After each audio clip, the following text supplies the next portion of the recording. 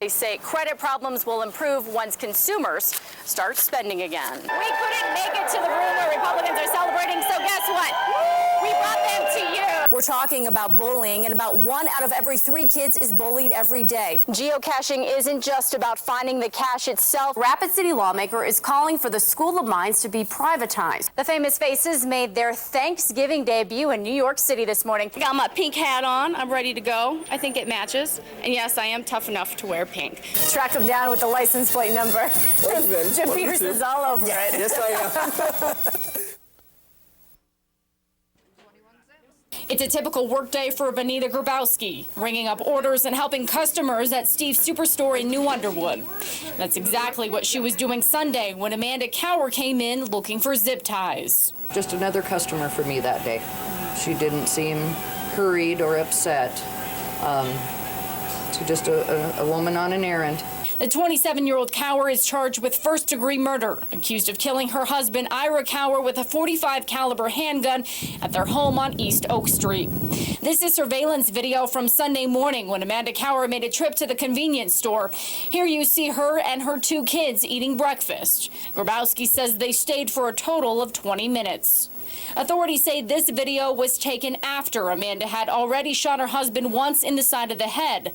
Pennington County Deputy State's Attorney Jason Zelmer says Ira survived the one shot and lived for 6 hours before his wife allegedly shot him again, this time fatally in the forehead. The community says the most shocking part of it all is that Ira was still alive when Amanda packed up the kids and came here for breakfast.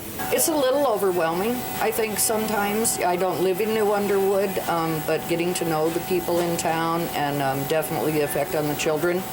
And then realizing after the fact, that someone you've just seen and helped in the store, is involved in this tragedy.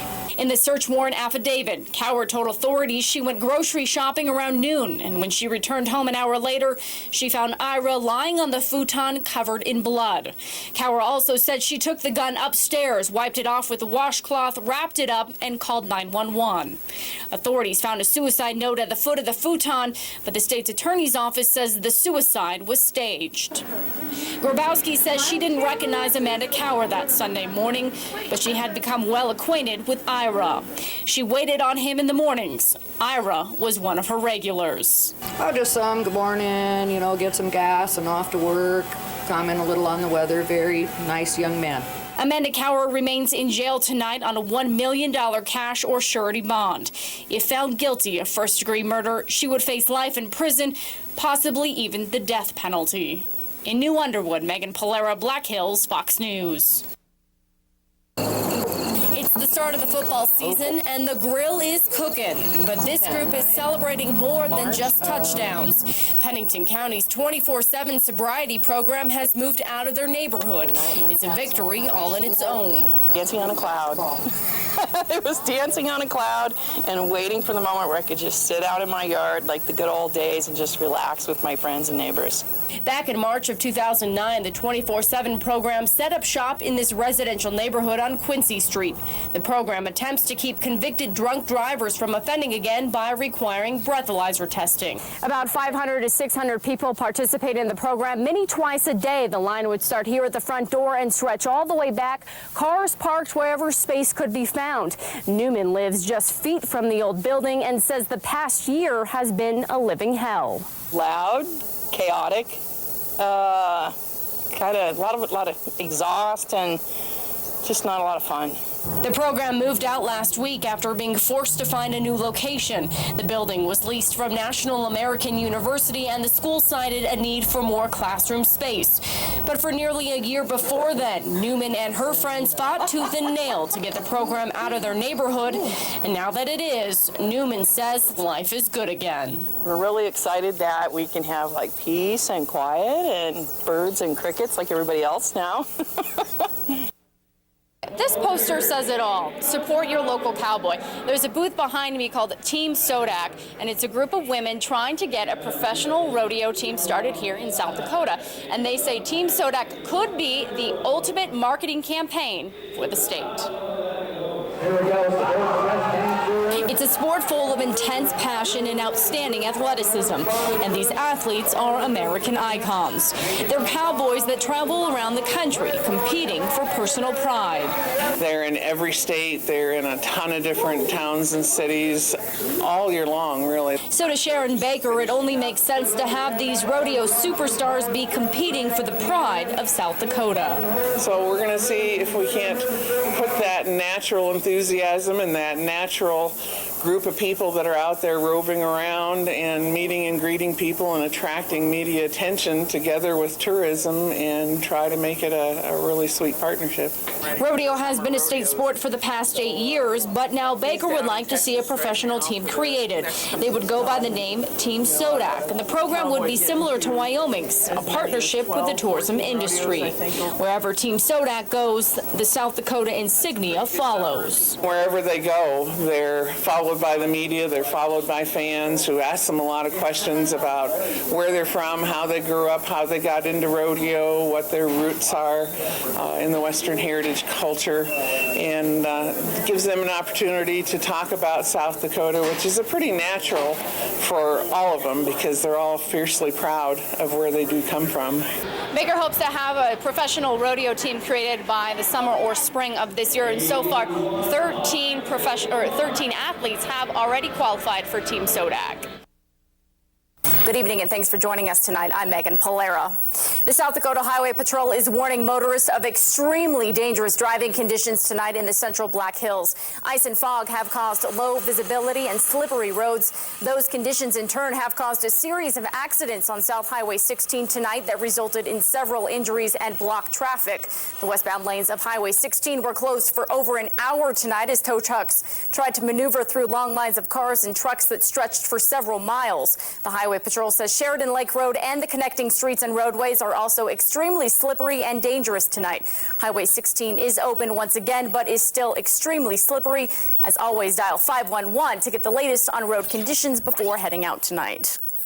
Let's check in now with meteorologist Jim Peterson for more on the current weather conditions. Jim, good evening. Good evening, Megan. Well, there's more evidence tonight that the tourism industry in South Dakota is healthy and growing in spite of economic problems elsewhere. Officials at Custer State Park are extremely pleased with new numbers that show visitors to the park came in record numbers this fall.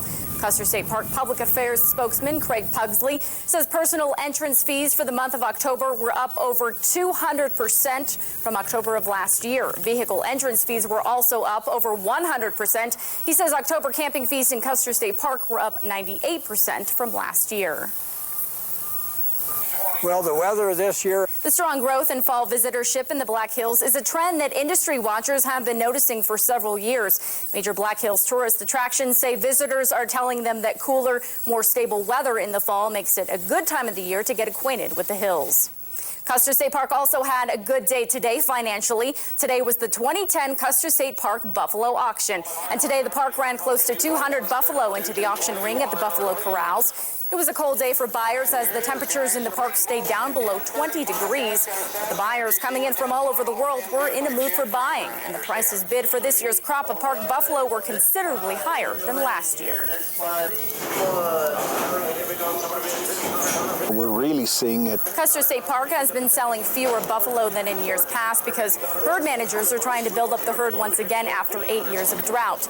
The drought forced park officials to reduce the herd to a size that pastures in the park could support. Prominent Rapid City political figure Dolores Coughing passed away this morning at the age of 82. Her family says she suffered a heart attack about a month ago and hasn't been the same since. Coughing served on the Pennington County Commission for 12 years and on the Rapid City Council for 8. Former County Commissioner Mark Kirkeby says Coughing had an incredible independent spirit and will be missed. I had the privilege of serving with her. A funeral will be held Wednesday at 10 a.m. at the Open Bible Christian Center. Coughing will be laid to rest at the Black Hills National Cemetery following the service. The Pope confronts a modern-day issue, giving his opinion on the use of condoms, and it may be shocking to some devout Catholics. In a book-length interview to be released Tuesday, the Pope tells a German journalist that condoms can be justified in some cases, such as those trying to protect themselves against HIV. Pope Benedict says that for male prostitutes, contraception is not an issue.